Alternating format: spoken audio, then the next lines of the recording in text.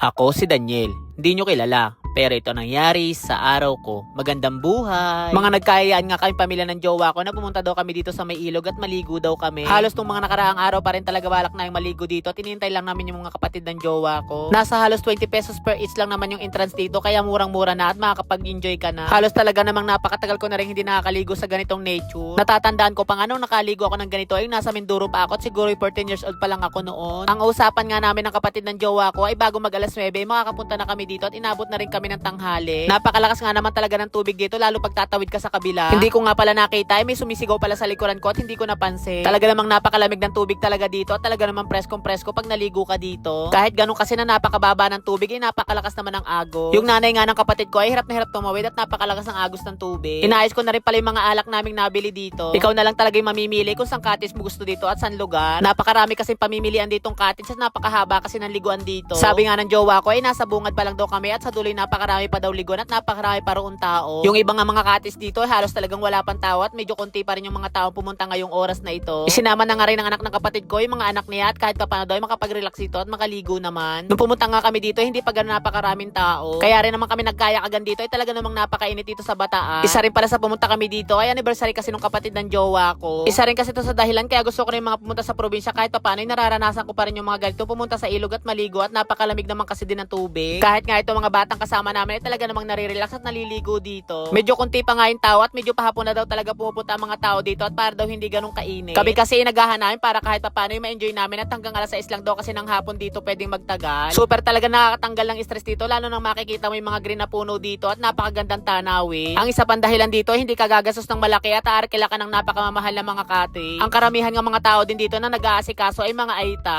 Ang kagandahan kasi dito kahit maghapon ka magbabad sa tubig ay walang problema at hindi iinit ang tubig at napakalamig talaga. Medyo maaga pa nga ako dito at saka halos wala pa mga tao at hindi pa nga nakabook ang ibang mga cottage. Kahit hindi ka na magdala ng pagkain at may mga tindahan din naman ditong napakadaming nagtitinda. Nakakatuwa lang din talaga tong napakalalaking bato na to at napakaganda ng daloy ng tubig. Halos talaga naalala ko din talaga sa probinsya nung nasa probinsya ako at kahit sa ilog ay umiinom kami ng tubig at napakalinis naman. Sabi nga ng jowa ko ay bago daw kami umuwi papuntang Laguna ay bumalik daw kami dito kahit paano ay makapagligo daw uli kami at makapag-enjoy dito. Ito pala mga pulutan namin ay inihaw na lang ng asawa ng kapatid ng jowa ko. Buti na nga lang din bago kami pumunta dito ay minarinig na kahit paano ay malambot na pag naluto. Sabi ko nga sa jowa kung taga dito lang din ako ay talaga naman babalik-balik ako dito kahit araw-araw o kaya once a week man lamang para makapag-relax. Medyo hapon na rin to at talaga naman dumarami na rin ng tao at marami na rin dumadate. Sabi ko nga dito sa mga pamangkin ng jowa ko ay dito lang sa gilid at wag lalayot baka mamay malunod at napakalakas kasi ng daloy ng tubig galing sa taas. Nakita ko nga na may malalaking bato kaya umakyat na lang din muna ako dito at napakalakas ng simoy ng hangin at napakarami talagang taong makikita mo at naliligo. Sa lalaki ng mga bato dito halos hindi mo talaga makita yung mga taong naliligo at natatabunan na ng malalaking bato. Sa susunod na punta nga namin dito ay magdadala kami ng tent kahit papaano para makapagpahinga. Ito pala mga kapatid nating Aita dito ay pumupunta sila dito sa amin at humihingi ng pagkain at binigyan na lang din namin. Ito palang bilas ko ay may dalang tent kaya inaayos na lang namin dito. Medyo inaantok na rin daw kasi yung mga batang kasama nila kaya kahit papaano ay makapagpahinga. Kahit nga napakababa ng tubig ay talaga namang napakalakas magpaagos dito sa tubig at napakalamig. Ito pala mga katutubong Aita dito ay napakagagaling tumalon at napakagaling lumangoy. Halos naalala ko din talaga nung bata pa ako at halos ganyan din talaga kung lumalangoy at tumatalo sa mga malalalim na ilog. Ito nga mga bato dito ay ginawa kong parang mini pool para kahit papaano yung mga bata ay makaligo dito sa mababa. So yan guys, hanggang dito na lang. Thank you sa panonood. Bye-bye!